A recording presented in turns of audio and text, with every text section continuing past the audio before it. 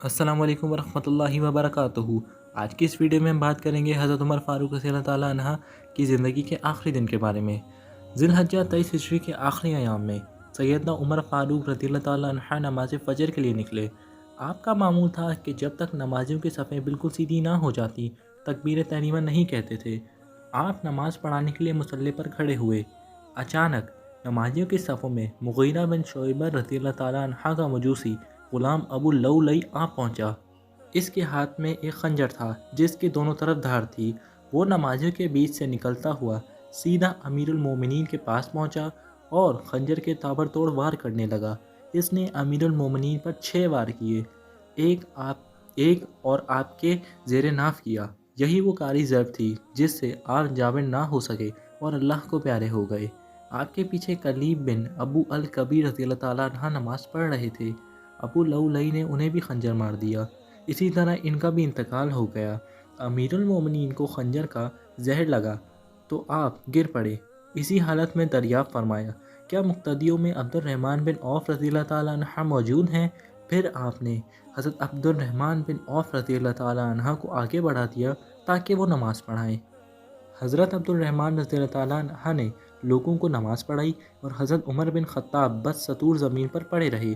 نماز کے بعد آپ رضی اللہ تعالیٰ عنہ کو اٹھا کر گھر لایا گیا۔ آپ نے حضرت عبد الرحمن بن عوف رضی اللہ تعالیٰ عنہ کو بلایا اور فرمایا، میں آپ کو ایک ذمہ داری دینا چاہتا ہوں عبد الرحمن بن عوف۔ میں آپ کو اللہ کی قسم دے کر پوچھتا ہوں کہ آپ مجھے خلافت قبول کرنے کا مشورہ تو نہیں دیں گے؟ امیر المومنین، اللہ کی قسم نہیں۔ عبد الرحمن بن عوف رضی اللہ تعالیٰ عنہ نے عرض کیا، اللہ کی قسم پھر تو میں خلافت کے پیش وقوم میں کبھی نہیں پھنسوں گا۔ عمر رضی اللہ تعالیٰ عنہ نے فرمایا، بس اب اس سلسلے میں خاموش رہو، کسی سے کوئی بات نہ کرو، یہاں تک کہ میں ان لوگوں کو خلافت کی پیشکش کروں جن سے نبی اکرم صلی اللہ علیہ وآلہ وسلم آخر دم تک راضی تھے۔ میرے پاس علی، عثمان اور سعد بن ابی وقاص رضی اللہ تعالیٰ عنہ کو بلا لاؤ اور طلحہ کا بھی انتظار کر لو۔ اگر وہ بھی آ جاتے ہیں تو ٹھیک ہے، ورنہ تم لوگ انہی میں سے کسی کو اپنا خلیفہ منتخب کر لو۔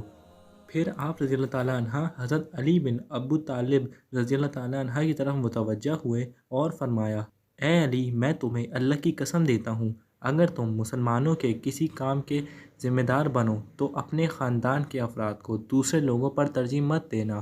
یہی بات آپ رضی اللہ تعالیٰ عنہ نے حضرت عثمان اور حضرت سعد رضی اللہ تعالیٰ عنہ سے بھی کہی۔ پھر فرمایا، تم لوگ جاؤ اور باہمی مشورہ سے کسی ایک کو اپنا خلیفہ منتخب کر لو۔ پھر آپ نے حضرت صہیب رضی اللہ تعالیٰ عنہ کو حکم دیا کہ وہ مسلمانوں کی نمازوں میں امامت کریں۔ پھر حضرت ابو طلحہ انصاری رضی اللہ تعالیٰ عنہ کو بلا کر تاکید کی، فرمایا کہ آپ یہاں دروازے پر کھڑے رہیں اور کسی کو ان کے مشورے میں مداخلت نہ کرنے دیں۔ پھر آپ نے یہ وصیتیں فرمائی، میں اپنے بعد آنے والے خلیفہ کو وصیت کرتا ہوں کہ وہ انصاری مدینہ کے ساتھ حسن سلوک سے پیش آئیں اور ان کا خیال رکھیں، کیونکہ انہوں نے اللہ اور اس کے رسول صلی اللہ علیہ وآلہ وسلم کی خاطر بے حد قربانیاں دی ہیں اور ایمان و آخرت کو ہی جائے پناہ رکھا۔ میری وصیت ہے کہ انصار کے اچھے لوگوں کے ساتھ اچھا برتاؤ کیا جائے اور ان میں سے جو لوگ برے ہیں ان کی غلطیوں کو نظر انداز کیا جائے۔ میں اپنے بعد کے خلیفہ کو وصیت کرتا ہوں کہ وہ عربوں کا خیال رکھیں، کیونکہ دراصل عرب ہی اسلام کی جڑیں ہیں۔ مالداروں سے صدقے اور خیرات کے لیے جائیں اور غریبوں اور محتاجوں میں تقسیم کر دیے جائیں۔ میں اپنے بعد ہونے والے خلیفہ کو وصیت کرتا ہوں کہ وہ اہل کتاب یعنی یہود و نصاری کو جو عہد و پیمان دے اسے پورا کرے۔ یہی رسول اللہ صلی اللہ علیہ وآلہ وسلم کی تعلیم ہے۔ اللہ تو گواہ رہ، میں نے اپنے حد تک تیرا پیغام پہنچا دیا۔ ارشادات کے بعد حضرت عمر بن خطاب رضی اللہ تعالیٰ عنہ نے اپنے بیٹے عبداللہ رضی اللہ تعالیٰ عنہ سے فرمایا، عبداللہ بن عمر، جا کر دیکھو کہ میرا قاتل کون ہے۔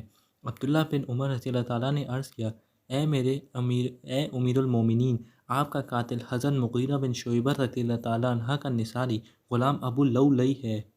حضرت عمر بن خطاب رضی اللہ تعالیٰ عنہ نے یہ سن کر ٹھنڈا سانس بھرا اور فرمایا، تمام تعریف اللہ ہی کے لیے ہے جس نے میری موت کسی ایسے آدمی کے ذریعے واقع نہیں ہونے دی جس نے اللہ کے لیے سجدہ ہی کیا ہو۔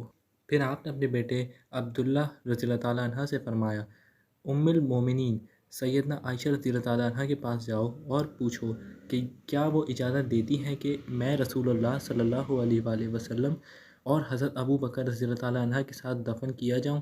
جب عبداللہ بن عمر رضی اللہ تعالیٰ عنہ امیر المومنین کے پاس اجازت لینے کے لیے پہنچے تو وہ زاروں قطار رو رہی تھیں۔ انہوں نے حضرت عبداللہ رضی اللہ تعالیٰ عنہ کو جواب دیا، میری تمنا تھی کہ مجھے رسول اکرم صلی اللہ علیہ وآلہ وسلم اور اپنے والد کی قبر کے پاس دفن کیا جائے، مگر آج میں اپنے آپ پر امیر المومنین کو ترجیح دوں گی۔